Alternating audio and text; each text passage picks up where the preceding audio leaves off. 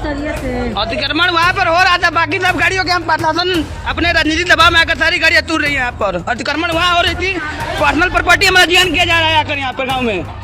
देखिए तमाम गाड़ियाँ कुछ गई हैं अतिक्रमण के चलते। जहाँ अतिक्रमण वहाँ कुछ ही आकर प्रशासन हमारी निजी प्रॉपर्टी जियान करेगी। ये निजी प्रॉपर्टी है हमारी प्रशासन। इसी क्रम में लेखपाल के तहरीर के आधार पर थाना खिजरी पर सुसंगत धाराओं में अभियोग पंजीकृत किया जा रहा है। साथ ही साथ तालाब के किनारे बने हुए अतिक्रमण को हटा दिया गया है। अन्य विधिक कार्रवाई की। लगभग 50 डिसमिल से ऊपर जमीन पकड़ करके अपने घर बना लिए हैं, राइस मिल बैठा लिए हैं, पूरे गढ़ही को पाट करके चारों तरफ से उसकी चौहद्दी करा करके दीवार तैयार कर लिए हैं। लेकिन इस देश की कानून, इस देश की व्यवस्था उनके लिए नहीं है, मात्र एक गरीब के लिए है। क्योंकि लेखपाल की तहरीर पर 153 लोगों पर FIR, 5 महिलाओं समेत 7 गिरफ्तार।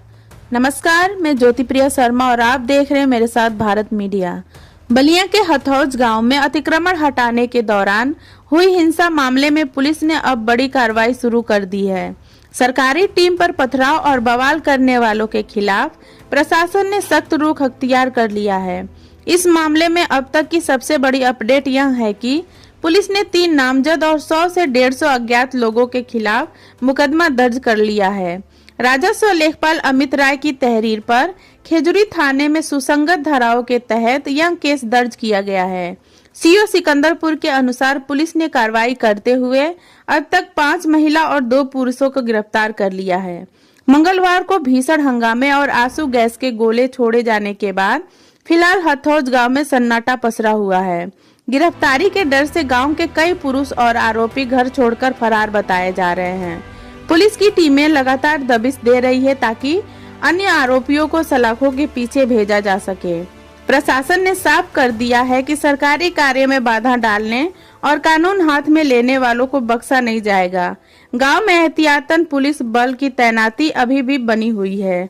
धन्यवाद। आप देखते रहे भारत मीडिया। फरवरी 2026 को ग्राम हथौज थाना खिजरी के अंतर्गत SDM सिकंदरपुर, तहसीलदार सिकंदरपुर व राजस्व टीम के साथ में ग्राम हथौज में तालाब के किनारे अतिक्रमण था, जिसके संबंध में माननीय उच्च न्यायालय में एक याचिका भी योजित की गई थी। उसी क्रम में आज तालाब के किनारे बने अतिक्रमण को हटाने के लिए राजस्व की टीम गई हुई थी, जिस पर कुछ लोगों के बहकावे पे ग्रामीणों के द्वारा टीम पर पथराव किया गया।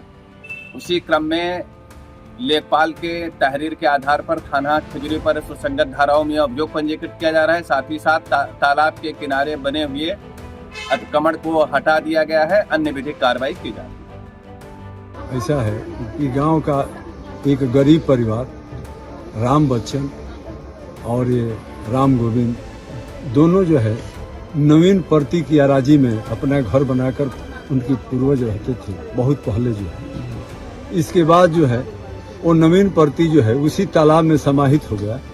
इसके बाद तालाब के किनारे जो है अपना वो घर बनाए और घर बना करके अभी 3 पुश्तों से रहते हैं वहाँ पर जो है। जबकि उस गढ़ही में मात्र प्रशासन का कहना है कि इनका 6 डिसमिल जमीन है, ये लोग पकड़ करके उस पर रहते हैं। जबकि इसी गांव के एक संभ्रांत व्यक्ति लगभग 50 डिसमिल से ऊपर जमीन पकड़ करके अपने घर बना लिए हैं, राइस मिल बैठा लिए हैं, पूरे गढ़ही को पाट करके चारों तरफ से उसकी चौहद्दी करा करके दीवार तैयार कर लिए हैं।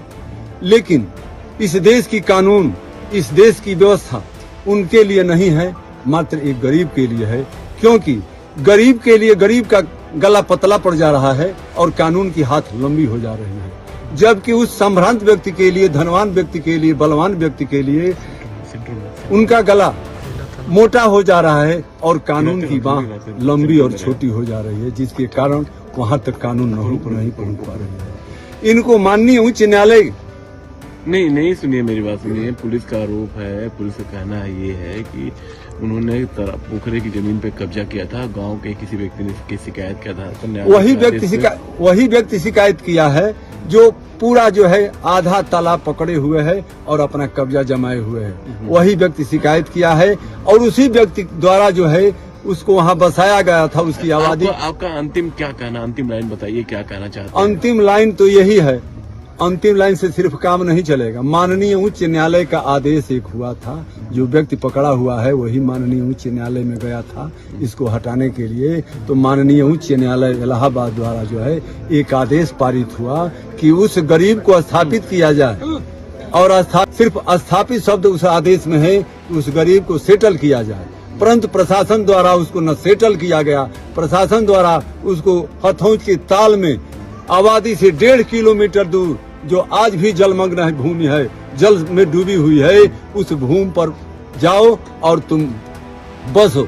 बताइए आप क्या कहना चाहते हैं? हम ये कहना चाहते हैं कि पहले उसको सेटल किया गया होता और इसके बाद उसका तालाब में बना हुआ घर तोड़ दिया गया होता, हमें कोई आपत्ति नहीं है। उसका पूरा सामान खुले आसमान के नीचे पड़ा हुआ है, उसके पास दूसरा कोई घर नहीं है।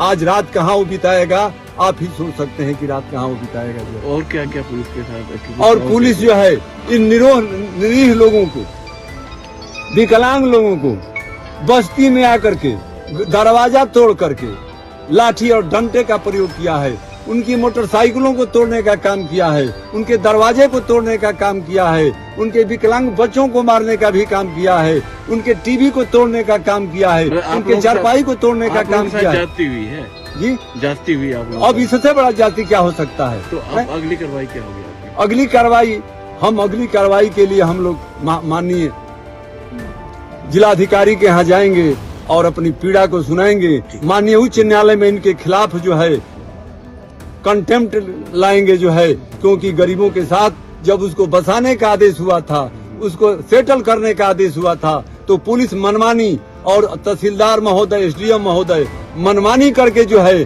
उसको गिराने का काम किया है बिना सेटल किए हुए। आज वह गरीब जो है, असहाय गरीब